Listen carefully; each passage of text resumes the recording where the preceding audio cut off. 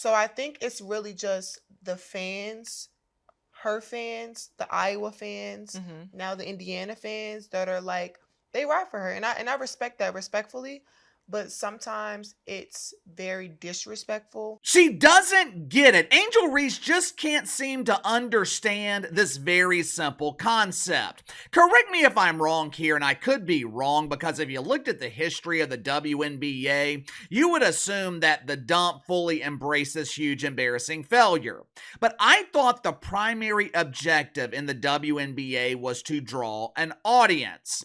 When you're a television property and networks are paying billions of dollars for your product, or in the case of the WNBA television networks, they are paying dozens of pesos for your product. But either way, when you're a paid television property, your only goal is to draw ratings.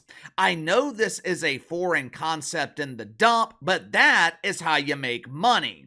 Higher the ratings, higher the ad revenue. Since 90% of these gyms are filled with empty seats, television is the only way that the WNBA can finally achieve the impossible and actually turn a profit.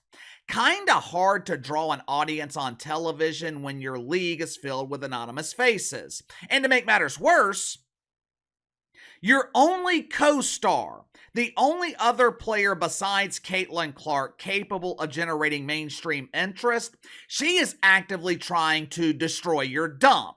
She is doing her best to remove the polish from this turd. Angel Reese is basically telling the overwhelming majority of the WNBA audience, well, let me correct myself because the WNBA, they don't have an audience. Angel Reese, she is telling the overwhelming majority of Caitlin Clark's audience not to bother watching pretend basketball.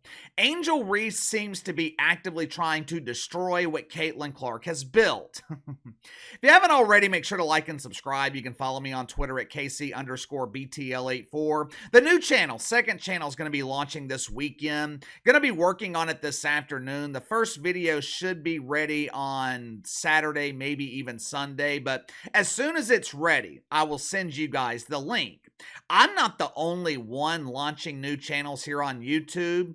This week, Angel Reese, she made her triumphant debut on the platform. She launched a YouTube channel called Musings of a Bayou Barbie.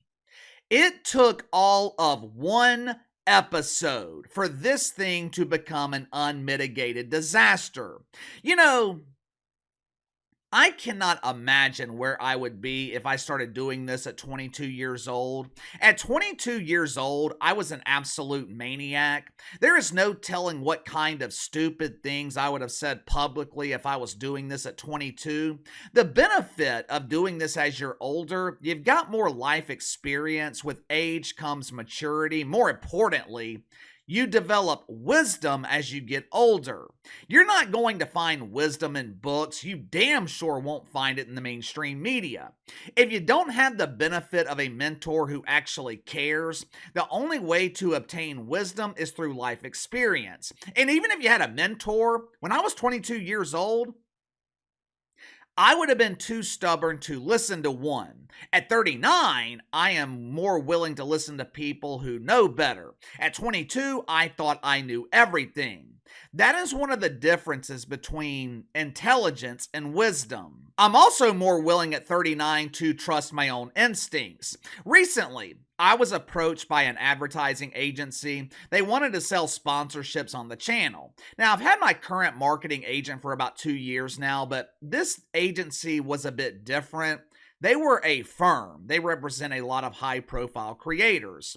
During our initial meeting, I thought they were very impressive. They were easy to talk to. They were very likable, very professional. They've got a lot of high-profile brands in their portfolio. Definitely would have been a step up for me in the channel. But for some reason, I just felt uneasy about it. For starters, I am loyal to my current marketing agent because he has been with me and believed in me from the very beginning. I also didn't want to get lumped in with other content creators. Sure, you guys have noticed that when you're watching other creators in similar spheres, they all advertise the same products, the same brands.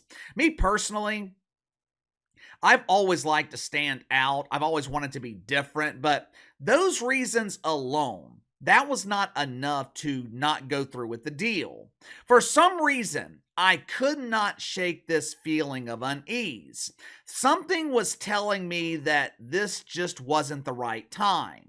A couple of weeks later, there was a controversy with some of their content creators. Had nothing to do with the agency, but it was one of those situations where you could have been guilty by association. That might not have been the case, but it was entirely possible.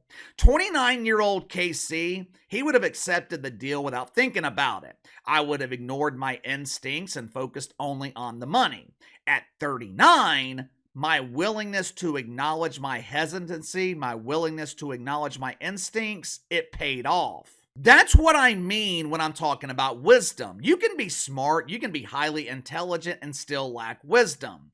Angel Reese, for example. Angel Reese, very smart young woman, but it is abundantly clear Angel Reese lacks wisdom.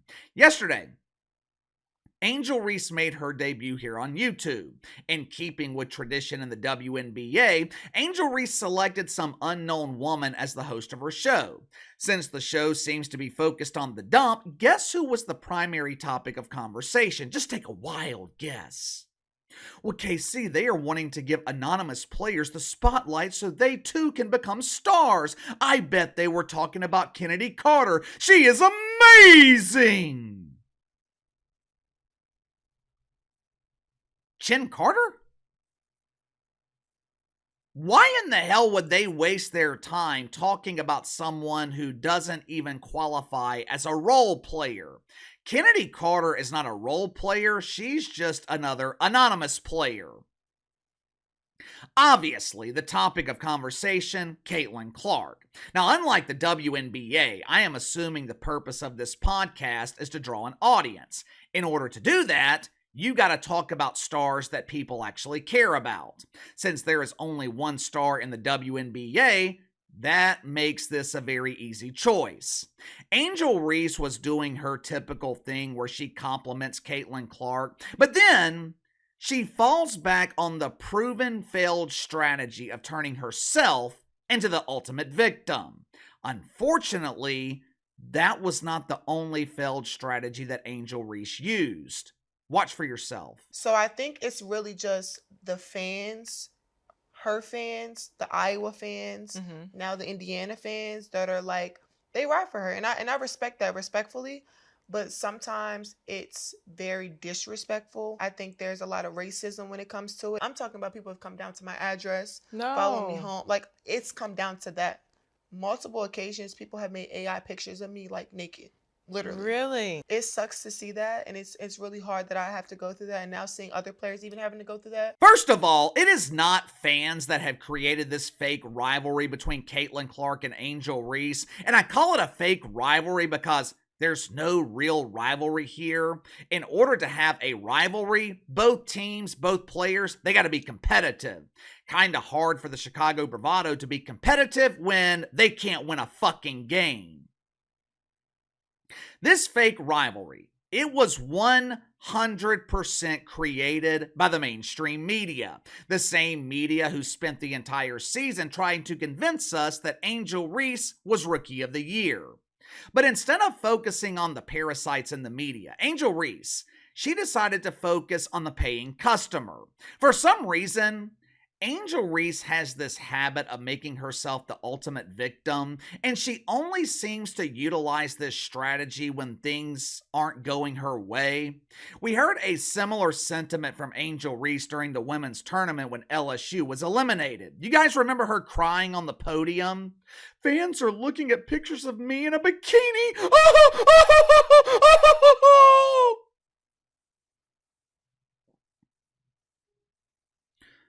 Yeah, well, you posted those pictures. But this time, the strategy from Angel Reese was a little bit different. She tweaked it just a little. Because Angel Reese, she accused fans of Caitlin Clark of mythical racism.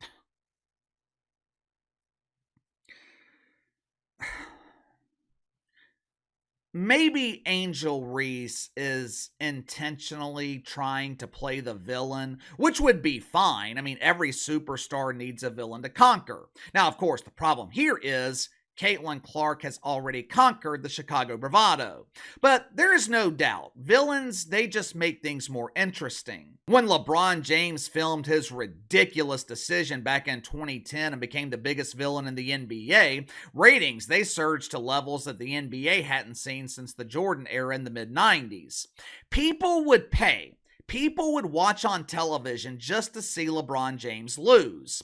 But like I used to say all the time, there is a huge difference between good heat and go-away heat. LeBron James became the biggest villain in the NBA again in 2020. He accused Donald Trump supporters of mythical racism. Remember when he pretended to be afraid to leave his gated mansion because he was afraid that the cops on his payroll who were being paid to keep him safe, he was afraid the cops would mistake him for a criminal and intentionally harm him? Or what about the time that LeBron jumped to conclusions and sent that cryptic tweet on social media? Cop in Ohio, I think it was, saved a young black woman's life by taking the life of her attacker. The attacker was also a young black woman. LeBron James jumped to conclusions and he thought it was another case of police brutality. As a result of all this stupidity, LeBron James, he became the biggest villain in the NBA again. But this time around, LeBron developed go-away heat. Ratings for the NBA playoffs, ratings for the NBA finals, record lows. Ratings the following year during the regular season, near record lows. And here we are 4 years later, and the NBA has never recovered. Now, has Angel Reese reached that point? No. Is Angel Reese heading in that direction? I mean, it sure seems that way. The difference, though, between the NBA and the WNBA, the NBA could afford to piss off their audience. Now, obviously, it wasn't ideal, but if the NBA goes from 2.5 million viewers in the regular season to just over 1 million, they're going to be okay. They're still going to receive $76 billion from the networks. WNBA doesn't have that same luxury. If you remove Caitlin Clark from the equation, this would be the only dump in America that doesn't have a problem with flies. But Casey, this is not going to affect ratings. People are still going to watch Caitlin Clark. Yeah, that's true, but are they going to watch the rest of the league? The WNBA only has one other player with the potential to draw an audience, Angel Reese, and she is accusing fans of mythical racism. We have seen how this story ends. I know it's hard to believe, but people do not like to be accused of being racist. The WNBA has a hard enough time drawing an audience. Product on the court, terrible. They should be doing everything they can to convince people to watch pretend basketball. Instead, Angel Reese seems to be giving people another reason to completely ignore it. But give me your thoughts on this. Angel Reese accuses Caitlin Clark fans of mythical racism. Of course, she fails to provide a single example of this. Why let those pesky facts get in the way of turning yourself into the ultimate victim? Do you think this was intentional? Is Angel Reese intentionally trying to be the villain? Or is she trying to garner sympathy? Maybe a combination of both? You tell me. Also, do you think this will have a negative impact on the WNBA? Sound off in the comments below. Like, subscribe, share the video. Appreciate your support. Best way to contact me is by email at btlkc84@gmail.com, and I'll see you guys tomorrow.